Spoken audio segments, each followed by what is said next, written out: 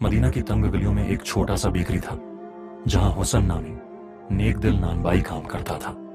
उसकी रोटियां सिर्फ आटे और पानी से नहीं बनती थीं, बल्कि उसमें उसका खुलूस और नेकी भी शामिल होती थी। हुसन की दुकान सादा थी, लेकिन उसके हाथ की बनी हुई नरम खुशबूदार रोटियां पूरे इलाके में मशहूर थीं। एक दिन एक नहीफ और निजार बच्चा दुकान के दरवाजे पर खड़ा हो गया। उसकी आंखों में भूख की चमक थी और वो अंदर आते हुए हचकचा रहा था। हुसन ने उसे देखा, मुस्कुराया और कहा, आओ बेटा, कुछ खाओ। बच्चा झिझकते हुए करीब आया और आहिस्ता से बोला, मेरे पास पैसे नहीं हैं। उसकी आवाज कांप रही थी। हुसन ने नरमी से उसके सर पर हाथ रखा और एक ताजा गर्म रोटी निकालकर उसके हाथ में थमा दी। भौक के लिए कीमत नहीं ली जाती बेटा, हुसन ने शफकत से कहा।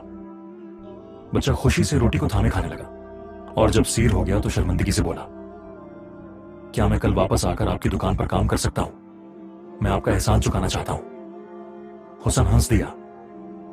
बेटा, एक वादा करो, जब तुम बड़े हो जाओ और किसी को भूखा देखो तो उसी तरह उसे खाना खिलाना जैसे मैंने तुम्हें दिया है। यही एहसान का बदला होगा। साल गुजरते गए, हुसन की दुकान मजीद मशहूर हो गई। उसका खुलूस और ईमानदारी उसकी सबसे बड़ी दौलत थी। एक दिन एक अमीर नौजवान उसकी दुकान पर आया, कीमती लिबास पहने, खुशबू में बसा हुआ। उसने एक थैली हटाई, हुसन के सामने रखी।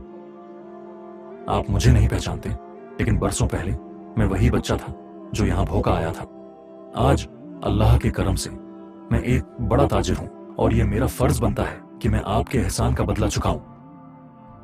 हुसन की आंखों में नरमी उतर आई। उसने मुस्कुराते हुए कहा, बेटा, अगर तुम वाकई एहसान का बदला चुकाना चाहते हो तो वही काम करते रहो जो मैंने तुम्हें सिखाया था। किसी भूखे को खाली हाथ मत लौटाना।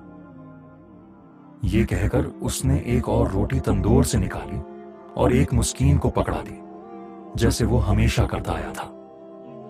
दुनिया ने देखा कि एहसान कभी खत्म नहीं होता, वो नस्ल दर नस्ल चलता रहता है।